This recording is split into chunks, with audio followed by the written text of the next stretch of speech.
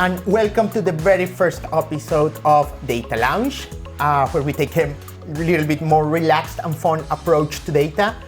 Hopefully I will be your host for this brand new YouTube channel. My name is Alejandro Leguizamo, and the very first topic we're going to be starting this channel in this episode is related to one of the most interesting technologies from the Microsoft landscape. And to talk about it, we have a very special guest with us today.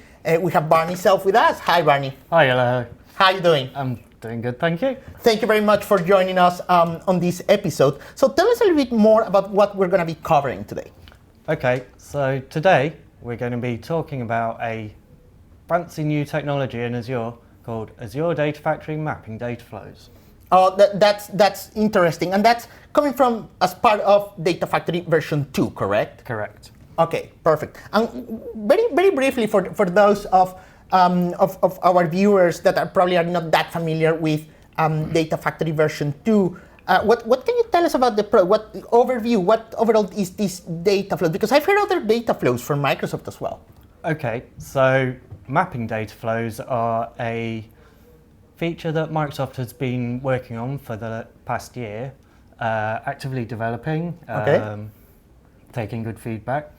And I'd describe it as SSIS for the cloud. Oh, so it's more of a graphical integration, data flow structure, similar to what we used to know from the integration services days in the on-premises world. Yes. Okay, excellent. So the beauty of it is that you can create code-free data flows. Okay. To move your data about in the cloud and perform your ETL in the cloud. Excellent. So shall we take a look to what you have prepared for us today? Yes. Perfect. Okay. So today welcome to the Data Lounge, as you can see. Today we will be walking through a quick example of a data flow. This is what a completed data flow looks like. Okay. And as you can see, there's different components on the screen, which we'll be going throughout this. Okay, it's quite interesting, the distribution graphically. It looks like it's very well organized, so it's quite descriptive, right? Yes, and assuming you name things correctly, it's very easy to see what it's doing. Okay, excellent. So what is this data flow? What is the idea of what is this data flow actually doing? What kind of information is it connecting to? What are the sources of the flow itself? Okay, so data flows can connect your data lake stored in either blob storage, Azure Data Lake Store, or Azure Data Lake Storage Gen 2. Okay. It can also connect to your databases, so your Azure SQL Data Warehouse or your Azure SQL Database. Okay, excellent, fantastic. So what is the objective of this data flow? I see like two sides to it to join, something like that? Okay, so the objective of this data flow is to take data from our lake and populate fact tables. Okay. Also, we can see that we've got some aggregation. So what we're also doing is populating aggregation tables, because sometimes you don't need to go down to the details, so it's quicker to use an aggregation table. Okay, perfect. So let's see how you build this, right? Okay. Perfect. Yes. So, as with anything give my computer 2 seconds. As with anything in Data Factory, right, okay. Computer's being funny. You start with a pipeline. Okay. So we'll start with a blank pipeline. All right. And what you'll see is the new option, data flows. Oh, so very it's interesting. actually in public preview. Okay. So we drag component onto the designer, and you can either select an existing data flow, so you can see the one that I just demonstrated there, or you can create a new one. We're going to create a new one. Select mapping data flow, and it will create the canvas. That's how the canvas looks like, the white initial canvas. Okay, good. So I won't go through creating the data sets. We already have them. Okay, good. So what we want to do is take data from our data lake. So we need a source. Okay. Every data flow needs to have at least one source and at least one sink. Okay, the sink understood. is the target. The sink is the target. Okay, and that sink terminology, probably for our viewers as well, is something that has been around since Data Factory version 1, yes. Right? And basically, sink means a destination. Where is our data going to be? At least in the case of these data flows, correct? Yes, okay, exactly. Good. So, what we want to do is bring in the data. Now, in my data lake, as per general standards, the data is stored in Parquet format. Okay, so in this case, the files are in Parquet format, right? Yes. Okay. So we have our sales Parquet somewhere. There we go. And then you can define wildcard paths. I'm just going to copy them over from the other one. Okay. It's very interesting how the graphical user interface is exposing the properties for the different elements, right? Because and one of the things that I just noticed there is that you are specifically clicking. You're not necessarily drag and dropping that we were used to in integration services, no. Right? It's much more of a click and enable the next element of the data flow, right? And once we've done that, like what you're doing right now, you're just in the lower part seeing all the properties. So it's very consistent to the normal experience with the rest of Data Factory version 2. Correct. Okay. So with data flows, you can use wildcard paths. Okay. Which means that you can point to a folder with many files of the same structure. Okay. And load more than one file at a time. Oh, great. Okay. So we put in the wildcard path. You've got various options. As you can see, if you can move the files about, you can delete them, but we'll just leave it to no action at the moment. Okay. And then we've got what's called the projection, which is the schema of your data. Ah, okay.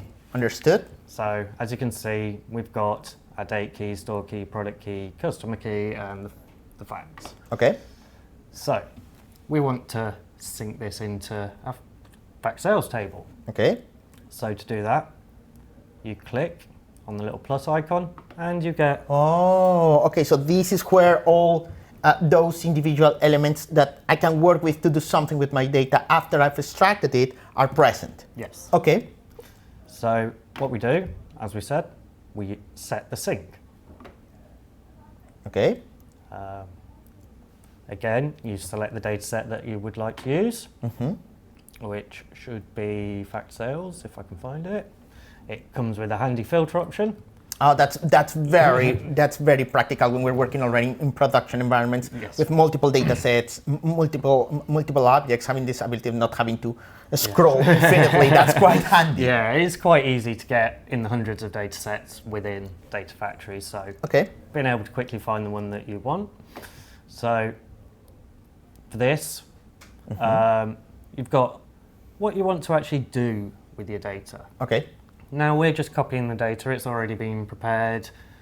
We don't need to do any updates, but you can even manage your dimensions using this and the slowly changing dimension types. So so you can use lookups. So these are what it does. So table action, we're just appending to the table, so we can say not.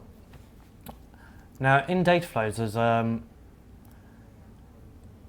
you see here, allow schema drift. Yes, what is that concept of a schema drift? Schema drift is where columns can be added and removed to files over time. Yes, and something like integration services is strictly timed. Yes, it's strict. The moment that columns are no longer part of what integration services understand, that is a problem. Correct. Okay. So this can adapt to the file structures over time, and some files can be one structure, some files can be the other structure. So it allows for that. Okay, perfect. We have a strict schema here, so we can just leave we'll just leave it as it is. Okay, perfect. And then, so when you have schema drift, yes, you can't explicitly define the mappings. Yes, correct. Whereas we know we've got a fixed schema here, so you can actually then manually map. Oh, okay, perfect. And it's already giving us a little bit of an indication of the data types behind. Yes, okay, correct. Perfect. So yeah, you can see the data types around here. So the difference between mapping data flows and integration services is what's called massively parallel processing. Okay, and that is... So this is where compute is distributed between multiple computers. Okay.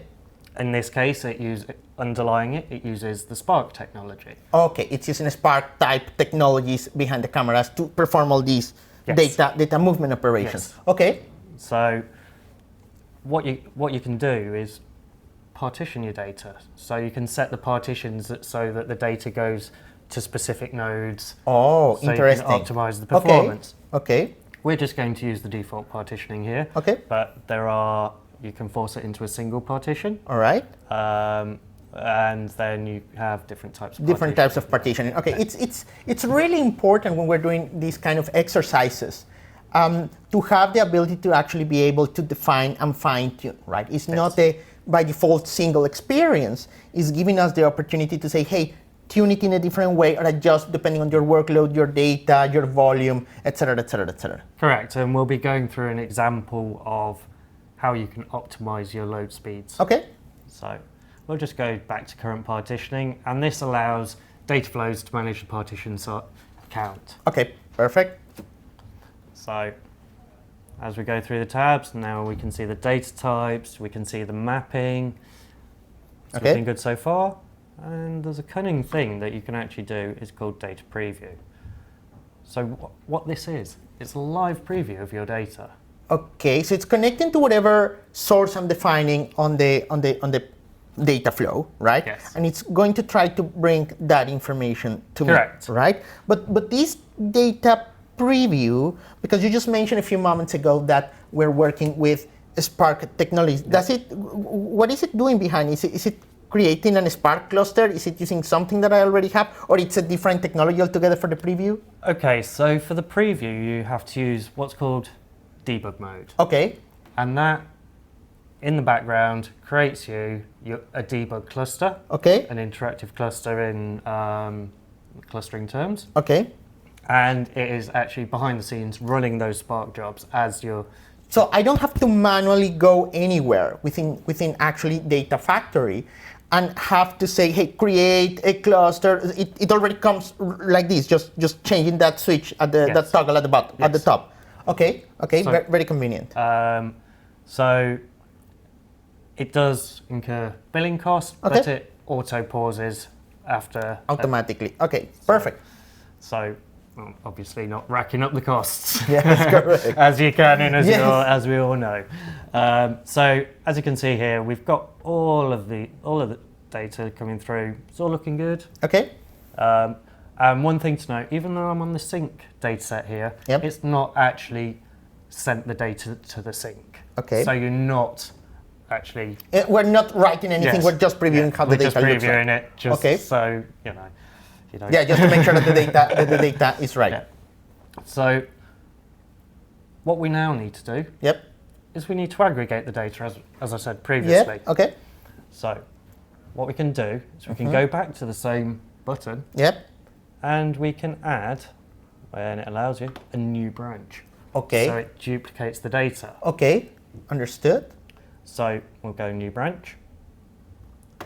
And it looks just like the source again. Okay, this would be a little bit equivalent of multicast, right? Yes. In SSIS terms, for those of our viewers that are familiar with integration services. Yes. Okay. So what we want to do is we want to aggregate it at the product subcategory key. Okay. But if you remember back from our preview here, we don't actually have the product subcategory key. Yeah, true, because these were the sales in packet form. Yeah. Yes. Okay. So what we need to do is we need to look up the product subcategory key. Okay. So what we'll do, we'll add a new source. As I said, a minimum of one source and one sink. Yes, but we can have more, it seems. Yes. Okay. So that creates a new, we'll select dim product. Okay. Because in dim product, if we go, just quickly zoom through. Okay, so it's loading the information there. Yeah. Okay. Table, and we see the projection. Okay. You can see that we've got the product subcategory key. Okay, so it's part of the data set. Okay. But what we can see when we go back to our pipeline, data flow, sorry, what we can see, typical canvas, is that we've got all of these columns. Okay. We don't need all of these columns. Yeah, correct. No, it's just way too much. Correct. Yeah. So we can add we can filter out the rows, and it's best to filter out rows sooner rather than later because we're talking in-memory technology here. Okay. And so if you can filter the data as early as possible, then okay. Yes, to reduce the duration down the road. Okay. So what we'll do, we'll use the select. Okay. So that select means we're going to get only some columns? Correct. Okay, some of the columns that we're working with. Okay, perfect.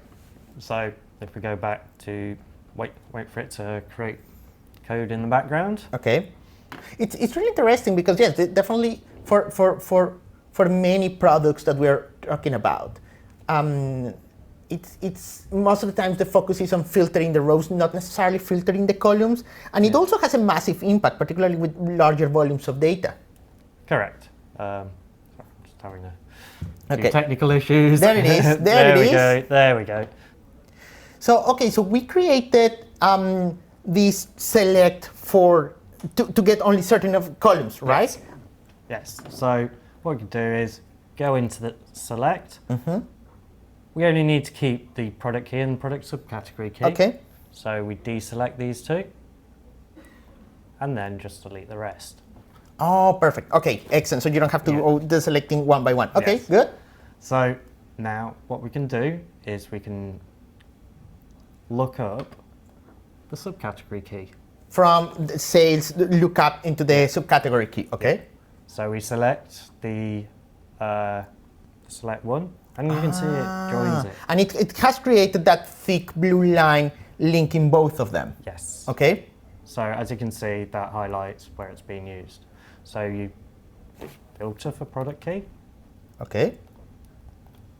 And join on product and key. That's how you're joining. Okay, excellent. Yes, it's a very graphic experience without a doubt. Okay. And you remember we talked about the distributed computing? Yes, yes. With small data sets, you can broadcast them to every computer so that it doesn't have to move it all. It doesn't have to move them all. Okay. We can optimize it and broadcast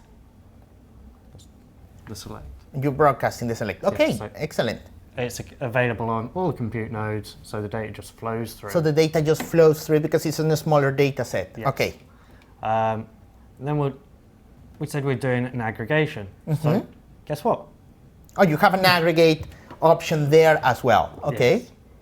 So what do we want to aggregate on? Date key. Add a new one. So you can aggregate by multiple criteria. Okay. Yeah. Let's just, so we've got date key, store key, customer key.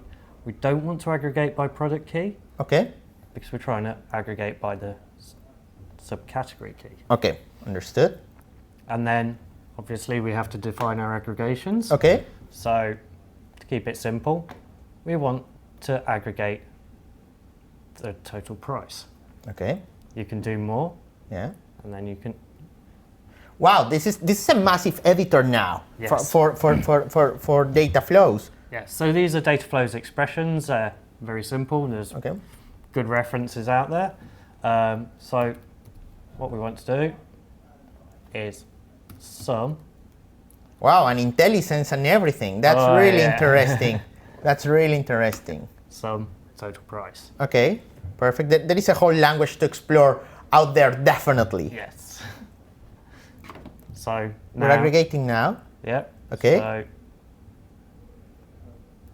then we want to sync it to our second fact table. Okay. So like before, sync